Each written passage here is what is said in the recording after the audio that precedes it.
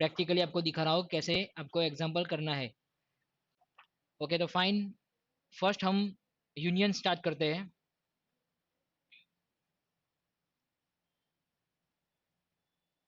Union, ठीक है। तो आपको एग्जाम में सपोज ऐसे क्वेश्चन दिया हुआ है, ए इज इक्वल टू 1 2 3, ठीक है, और बी इज इक्वल टू 4 5। इस तरह आपको एग्जाम में क्वेश्चन दिया हुआ है, तो आपको एग्जाम में फाइंड करना है ए यूनियन बी, ठीक है। तो ये यूनियन बी आपको मैंने लास्ट लेक्चर में बताया था। ए यूनियन का मतलब क्या है? Union means all elements but not repeated. A union B is equal to all elements but not repeated. तो यहाँ पे क्या आंसर आएगा? 1 2 3 4 5, ठीक है। अब यहाँ पे आपको फाइंड करना है ए इंटरसेक्शन बी। तो ए इंटरसेक्शन बी का आंसर क्या आएगा? तो इंटरसेक्शन को मैंने बताया था कि दोनों में जो सेम एलिमेंट्स है वो आएंगे। तो यहाँ पे दोनों में सेम एलिमेंट्स कौन से है? 1 2 3 4 5, कोई एलिमेंट है ही नहीं। तो यहाँ पे आंसर आएगा 5, मीन्स नल, कि कोई वैल्यू है ही नहीं, ठीक है। तो ये क्वेश्चन मुझे व्हाट्सएप पे बहुत सारे स्टूडेंट ने एक्सप्लेन किया था मुझे कि ये सर कैसे आएगा। तो ये यहाँ पे फाइन सिंबल यूज करने हैं आपको। दोनों में सेम होगा एलिमेंट्स, तो यहाँ पे आपको सेम लिखना है, अदरवाइज यहाँ पे क्या आएगा? 5, ठीक है। तो ये था यूनियन और दूसरा था इंटरसेक्शन,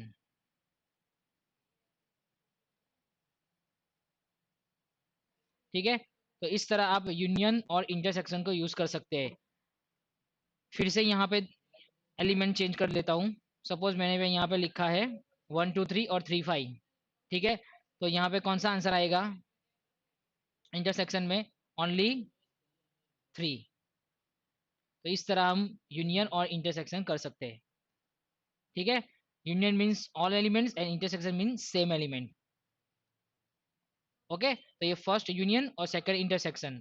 तो अब हम थर्ड करने जा रहे हैं मल्टीप्लीकेशन, जो मैंने आपको लास्ट लेक्चर था उसमें मैंने एक्सप्लेन नहीं किया था। तो आज हम सीखने जा रहे हैं मल्टीप्लीकेशन, कि दोनों में मल्टीप्लाई कैसे होता है। तो यूनियन और इंटरसेक्शन हमने लास्ट लेक्चर में स्टडी किया था। तो अब आज हम न्यू टॉपिक स्टार्ट करने जा रहे हैं, मल्टीप्लीकेशन।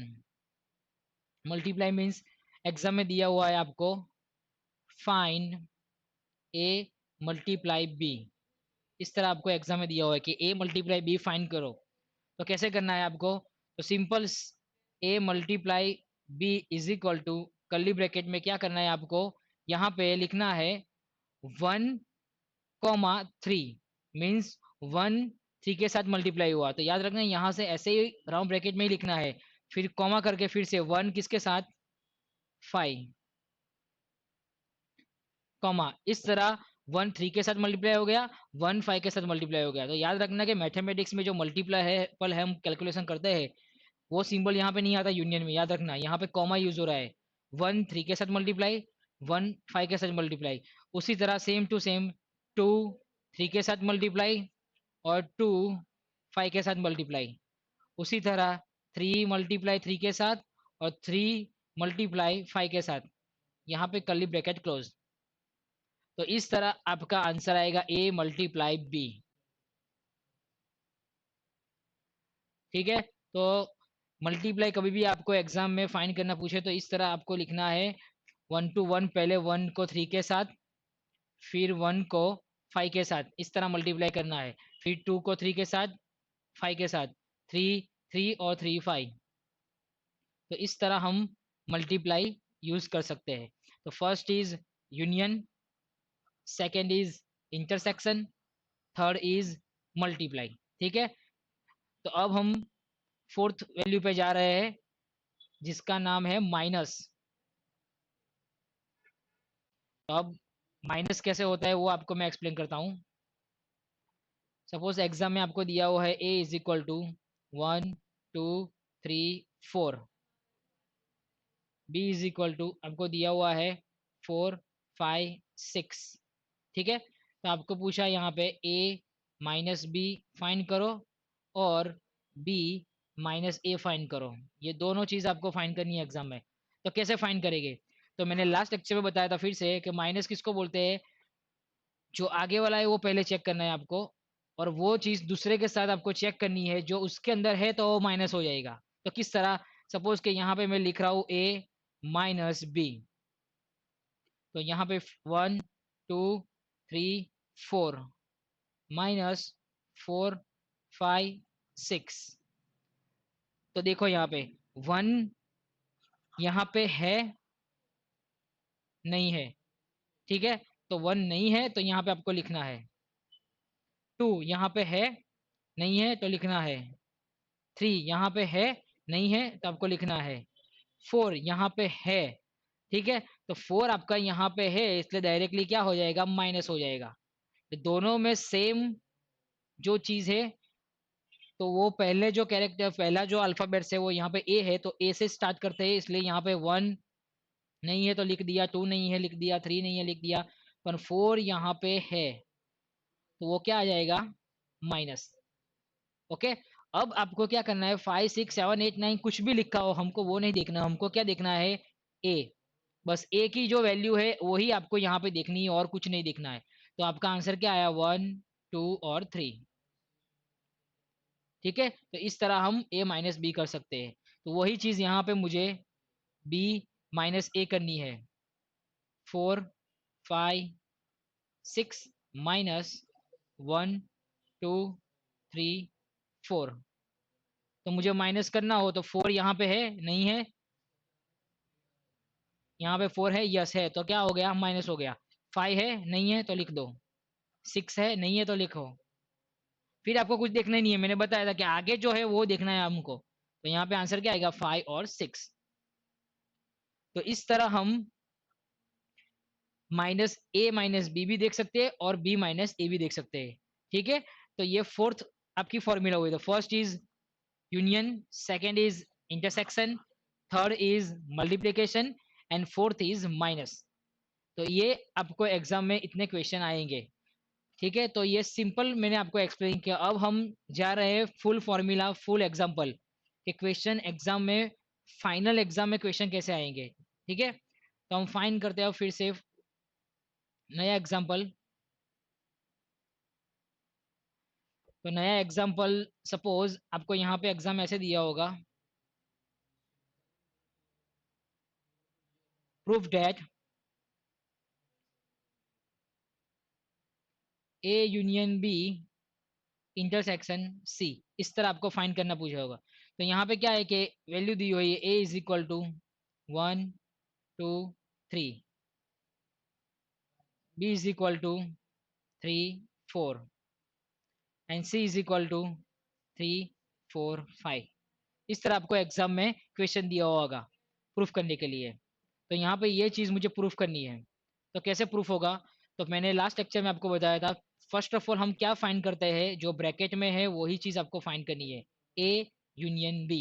तो फर्स्ट ऑफ ऑल हम ए यूनियन बी को फाइंड करते हैं, 1 2 3 यूनियन बी 3 और 4। ओके, तो आपका आंसर क्या आएगा, 1 2 3 और 4, ऑल एलिमेंट्स बट रिपीट नहीं होना चाहिए। ये हो गया आपका फर्स्ट ब्रैकेट। अब आपका फर्स्ट ब्रैकेट आपको फाइन मिल गया तो आप सी के साथ इंटरसेक्शन कर सकते हो। तो जो फॉर्मूला आपको एग्जाम में दिए हुए ये चीज यहाँ पे प्रूफ करते हैं। अब A union B intersection C का मीनिंग क्या है, 3 4 और 5। तो आपको ये दोनों में इंटरसेक्शन करना है। तो इंटरसेक्शन को क्या बोलते हैं, सेम एलिमेंट। तो यहाँ पे दोनों में सेम क्या है, 3 और 4। तो यहाँ पे आएगा 3 और 4, ठीक है। तो इस तरह हम यहाँ पे आंसर फाइन आपका हो रहा है 3 और 4। तो इस तरह आपको क्वेश्चन फाइंड करने हैं मैथमेटिक्स में, इस तरह फर्स्ट चैप्टर में प्रूफ करने का क्वेश्चन आएगा, ठीक है। तो सिंपली यहाँ पे ए बी और सी की वैल्यू आपको दी हुई है, तो इजीली आपने फाइंड कर दिया। तो एग्जाम में ऐसा भी क्वेश्चन आ सकता है, बट कभी भी क्या होगा कि दूसरा भी कोई क्वेश्चन है उसमें क्या है कि आपको A union B intersection C तो आपको प्रूफ करना ही है, बट ए बी और सी की वैल्यू आपको नहीं देंगे। मीन्स थोड़े थियरिकल क्वेश्चन देंगे तो आपको फाइंड करना है। तो आपको ए बी सी कैसे फाइंड करना है थियरिकल, वो भी क्वेश्चन में आपको एक्सप्लेन करने जा रहा हूँ अब। पर इसमें कुछ नहीं है, यूनियन और इंटरसेक्शन कैसे होता है वो लास्ट लेक्चर में आपको एक्सप्लेन किया है, इसलिए मैंने खाली ऑल रिवीजन करवाया है। ठीक है, तो अब फिर दूसरे एग्जाम्पल पे चलते हैं।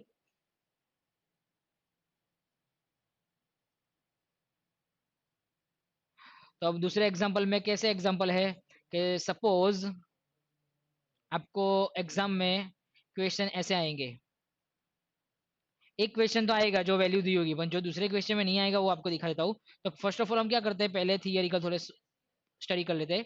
थियरिकल मीन्स क्या कि देखो, capital N, what meaning of capital N? तो capital N means 1 2 3 infinitive, natural value. Natural value means positive value और इन्फिनेटिव अनंत। ठीक है, इन्फिनेटिव तक हम जा सकते हैं, उसको बोलते हैं कैपिटल एन। इसमें माइनस की वैल्यू कंसीडर नहीं होगी। ठीक है, अब आएगा capital Z. What meaning of Z? Z means minus and plus both infinitive. Means यहाँ पे इन्फिनेटिव में आएगा -3 -2 -1 0 1 2 3 इन्फिनेटिव। माइनस में भी, नेगेटिव में भी इन्फिनेटिव और पॉजिटिव में भी इन्फिनेटिव, इसको बोलते हैं कैपिटल जेड। ठीक है, तो ये एन और जेड आपको खबर होना चाहिए कि ये क्या चीज है। ठीक है, कि आपको क्या करना है जब भी एग्जाम में कैपिटल एन दिया हुआ है तो क्या करना है, कैपिटल जेड दिया हुआ है क्या करना है, ये आपको पता होना चाहिए।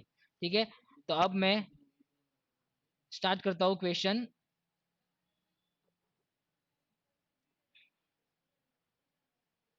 ए इज इक्वल टू, यहाँ पे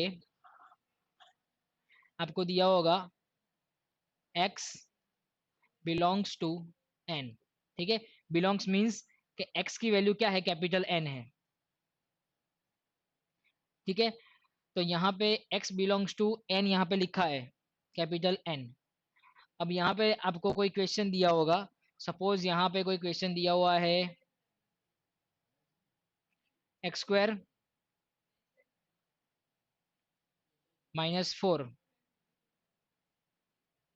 okay, x² -4 less than is equal to 25, ऐसा कोई क्वेश्चन है। फिर b is equal to x belongs to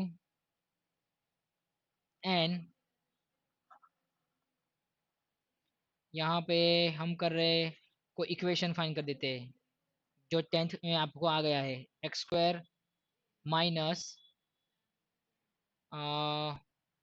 4x plus, हम यहाँ पे कर लेते हैं 4, यहाँ पे 5 कर देते हैं, 5x कर्ली ब्रैकेट ओवर। ठीक है, तो इस तरह सपोज आपको एग्जाम में कोई क्वेश्चन दिया हुआ है और यहाँ पे लिखा है आपको proof that A union B, बस इतना आपको दिया हुआ है एग्जाम में। तो अब क्या करोगे, आपको यूनियन तो पता ही है, तो आपको तो ऑलरेडी यूनियन पता ही है, बट ए और बी की वैल्यू ही नहीं पता है, तो फिर यूनियन कैसे करोगे? ए और बी की वैल्यू आपको दी हुई है तो आप यूनियन करोगे ना, यहाँ पे तो दी नहीं है, आपको फाइंड करनी है। इसलिए मैंने आपको बताया कि एक क्वेश्चन आएगा जो कैरेक्टर लिखे होंगे 1 2 3 4 5, और एक क्वेश्चन आएगा कि विदाउट कैरेक्टर, ऐसे फॉर्मूला आएंगे जो आपको फाइंड करनी है। तो अब हम क्या करते हैं, फर्स्ट फॉर्मूला फाइंड करते हैं ए वाली। तो क्या करना है, यहाँ पे ओनली आंसर लिखना है ए का, फॉर्मूला आपको रफ पेज में फाइंड करनी है। तो यहाँ पे मैं साइड पे फाइंड कर रहा हूँ x² -4 less than is equal to 25। तो ये फॉर्मूला क्या आपको बता रही है, तो ये फॉर्मूला ऐसा बता रही है कि आपको x की वैल्यू लेनी है कैपिटल N, बिलोंग्स टू लिखा है ना यहाँ पे, तो वो लोग बोल रहे हैं कि आप कैपिटल N की वैल्यू लो। तो अभी मैंने आपको बताया capital N means natural value 1 2 3 4 infinitive. तो स्टार्टअप कहाँ से होते हैं, 1 से। तो आपको क्या करना है, यहाँ पे लिखना है x की वैल्यू में 1, तो 1² -4 less than is equal to 25, यहाँ पे आपको चेक करना है कि वो सही है कि गलत है। तो 1 square 1 -4 less than is equal to 25, तो यहाँ पे क्या आएगा -3 less than is equal to 25। तो ये आपको खाली चेक करना है कि ये सही है कि गलत है। -3 ये 25 से लेस देन है, यस आपकी कंडीशन यहाँ पे सही हो रही है। तो आपका जो आंसर सही आया, तो आपने जो x की वैल्यू ली थी वो आपका आंसर है। तो हमने क्या लिया था 1, तो यहाँ पे आंसर आएगा आपका 1। ठीक है, तो सेम टू सेम उसी तरह हम अब x की वैल्यू कौन सी लेंगे, 2। कब तक आपको x की वैल्यू लेनी है, जब तक 25 से कम नहीं होगी तब तक। 25 से अब हो गई तो आपको लेनी नहीं है। तो अब मैं ले रहा हूँ 2।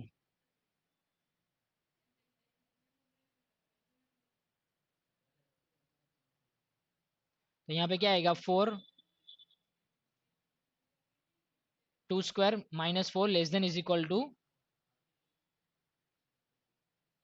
25। तो 0 25 से कम है, यस ये भी सही हुआ, तो यहाँ पे 2 आएगा। ठीक है, तो इस तरह हम जितने भी क्वेश्चन लिखेंगे वो इस तरह ही आएंगे। कैसे, देखो अब मैं ये अभी तक आपका कंटिन्यू ही है, जब तक 25 से कम आएंगे तब तक आपको जाना ही है, बिकॉज मैंने कैपिटल एन को बोला था इन्फिनेटिव वैल्यू आपको लेनी है। तो अब कौन सी वैल्यू आएंगी, 3 की वैल्यू चेक करते हैं। 9 - 4, तो क्या आंसर आया 5। तो 5 less than is equal to 5, yes ये भी सही हुआ। तो क्या आंसर आएगा 3। फिर यहाँ पे स्टार्ट करते हैं 4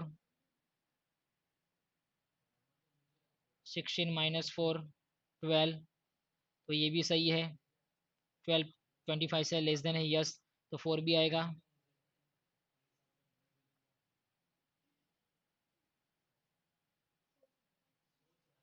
5 स्टार्ट करते हैं। 25 -4 21, यस ये भी सही है। तो यहाँ पे भी 5 आंसर आएगा। ये सब कुछ आपको रफ पेज में ही करना है, ठीक है। अब यहाँ पे 6 ले रहे हैं। 6 स्क्वायर 36 -4 32 लेस देन 25, तो यहाँ पे आपकी कंडीशन हुई फॉल्स। तो यहाँ तक आपको गलत हुआ, तो अब आपको आगे जाना नहीं है। तो ये आपका आंसर आया। तो आपका आंसर आया है ए इज इक्वल टू 1 2 3 4 5। तो इस तरह हमको ए फाइंड करना है, फॉर्मूला। ओके, अब हम देखेंगे बी, कि बी कैसे फाइंड होता है। तो अब यहाँ पे इक्वेशन दिया है x² - 5x + 4। तो x² - 5x + 4, तो 10th में आपको आ गया होगा। हमने एक फॉर्मूला है जो 20th में आई थी, a - b² आपको पता होगा, a² - 2ab + b², ये आपकी फॉर्मूला थी 10th में। तो वही चीज़ यहाँ पे आपको कंसीडर करनी है। किस तरह, कि भाई अभी मैं क्या कर रहा हूँ कि सपोज x² - 5x + 4 है, तो मुझे क्या करना है कि इसकी फॉर्मूला अब डिवाइड करनी है। तो क्या होगा, तो हमको क्या करना है, एक चीज़ याद रखना, मैं शॉर्टकट में आपको बताता हूँ। ये जो लास्ट वैल्यू है उसका मल्टीप्लाई ऐसा करो कि -5 आंसर आए। मीन्स ऐसा कुछ करो मल्टीप्लाई कि आपको कुछ भी करके 5 आना चाहिए। तो मैं क्या करूँगा, 2 × 2 करूँगा तो क्या हो जाएगा, 2 × 2 4 तो हुआ, पर ये दोनों के बीच में भी कुछ भी करूँ तो 5 आएगा, नहीं आएगा। तो ये नहीं चलेगा। ओके, अब मैं ऐसा कर रहा हूँ 4 × 1, तो 4 × 1 4, यस ये सही है। और 4 और 1 में मैं कुछ कर सकता हूँ जो 5 आएगा, यस कर सकते हो आप। तो क्या कर सकते हो, तो ये चीज़ आपकी सही है। तो हम ये दोनों में क्या कर सकते हैं कि भाई मैं -4 कर दूं और -1 कर दूं, तो आंसर आ सकता है ना -5। तो ये आपका आंसर। तो ये यहाँ पे क्या आएगा इक्वेशन इसका, x -4 और x-1।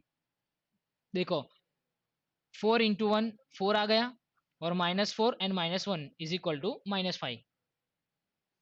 तो इस तरह हमको ये फॉर्मूला फाइंड करनी है। ठीक है, तो यहाँ पे आपको इज इक्वल टू 0 दिया हुआ भी होगा, तो यहाँ पे हम इज इक्वल टू 0 करेंगे। तो जब भी आपकी ये फॉर्मूला फाइंड हुई तो क्या होगा, x minus four is equal to 0। ठीक है, तो x इज इक्वल टू कितने हो जाएगा, माइनस प्लस यहाँ पे जाएगा तो क्या हो जाएगा, +4। तो ये आपका फर्स्ट आंसर। उसी तरह x minus one is equal to 0, तो x इज इक्वल टू क्या आ जाएगा, 1। तो आपका आंसर आएगा बी का 1 एंड 4। तो इस तरह आपको फॉर्मूला करनी है।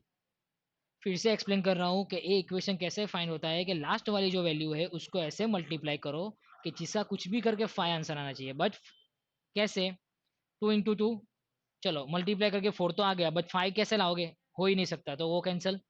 फिर मैंने क्या किया, 4 × 1, यस 4 × 1 4 तो हो रहा है, तो उसमें कुछ कर सकते हो तो 5 आएगा, यस हो सकता है, इसलिए मैंने उसको सही किया। तो क्या कर सकता हूँ तो 5 आएगा, तो 5 भी लाना है और -5 लाना है। तो मैंने क्या किया, -4 -1 तो इजिकल टू क्या आया, -5। तो -5 आ गया ना, +5 नहीं चलेगा बिकॉज यहाँ पे -5 है, इसलिए -5 ही लाना, इसलिए मैंने -1 -4 और -1 कर दिया।